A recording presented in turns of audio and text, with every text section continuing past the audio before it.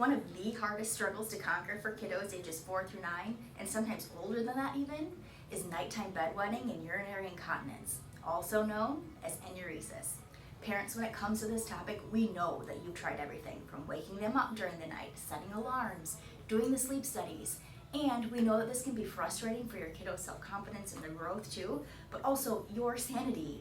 Plus, if you reach out to your pediatrician for bedwetting advice, the common answer is often, they'll grow out of it. While there can be multiple causes of bedwetting, the most common overlooked is the neurological signaling from the brain to the body.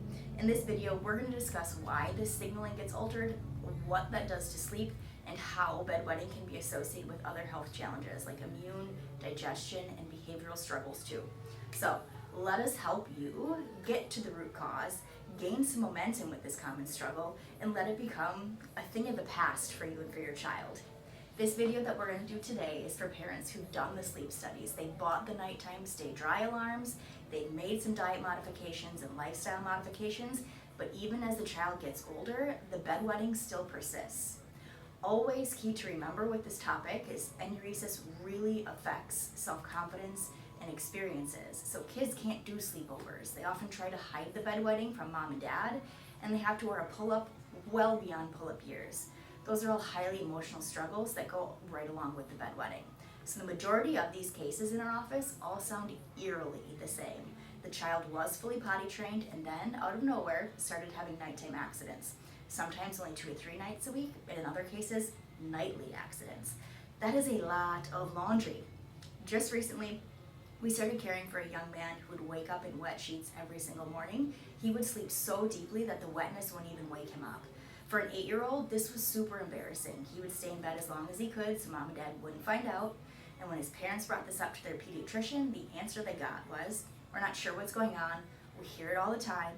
He'll likely grow out of it." This kid wanted to go to sleepovers with his buddies, yet he was so self-conscious and embarrassed that it was heartbreaking for mom and dad to watch. Waiting to grow out of it wasn't a good enough answer for this family. So when we talk about enuresis, we start with the nervous system always. It's the main communication hub within the body, and it controls all of the other systems as well, which means it's responsible for controlling the function of the bladder. While this communication system may seem like a simple answer, it often is a big, big part of the equation.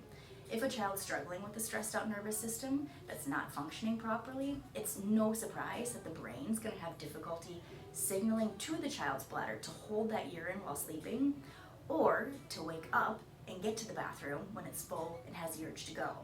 It gets more complex in many cases when the child's nervous system spends so much of the day extra wound up and stuck with that excessive sympathetic tone. And sympathetic tone is what happens in the body when the child responds to stress in life, okay? It's our fight or flight protection response. At any point in development, that stress can get stuck in the child's nervous system, and we call this subluxation.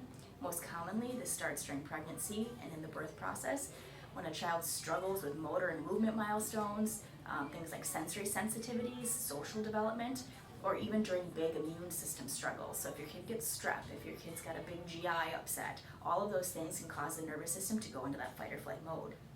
Most of the time, older children that struggle with enuresis, they experience one or more of those stressors during one or more of those phases of development that cause their overall nervous system to be stuck in that sympathetic tone, and then that spiral of symptoms occurs thereafter.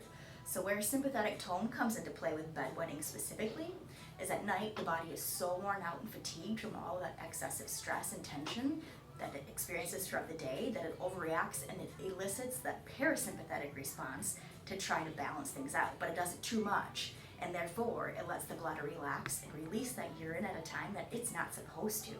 This is also why so many kids who struggle with bedwetting are also very heavy sleepers. They have night terrors or they're sleepwalkers. The nervous system and its communication from the brain to the bladder and that balance between the sympathetic and parasympathetic nervous system is truly driving the issue with bedwetting. If the stories of these kiddos above sound eerily familiar to you, we would love to help you.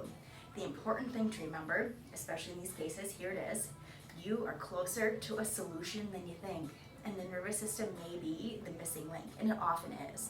Please do not hesitate to ask us any questions, leave a comment below, send us a DM. Second, please share this information with other parents, family, Facebook groups who need this information, And third, take the action step of clicking to read the associated article below or go to our website. We've got hope, we've got answers, we've got help.